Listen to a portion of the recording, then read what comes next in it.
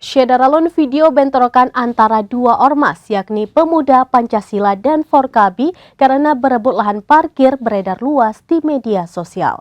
Berikut informasi selengkapnya untuk Anda.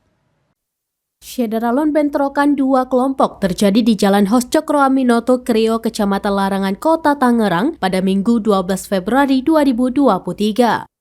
Video bentrokan antara dua kelompok itu beredar luas di media sosial. Keributan itu terjadi antara dua ormas yakni Pemuda Pancasila atau PP dan Forkabi karena berebut lahan parkir.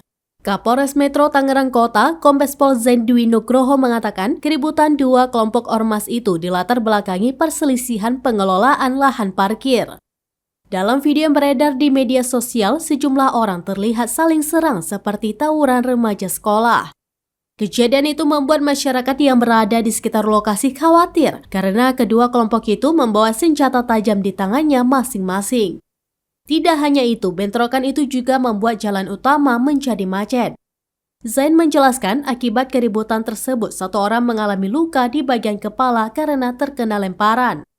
Kedua pihak juga telah dipanggil dan dilakukan mediasi agar berdamai atas perkara ini. Demikian informasi terkini Syederalun, saksikan terus beragam informasi menarik lainnya di kanal YouTube dan juga Facebook seraminis.com.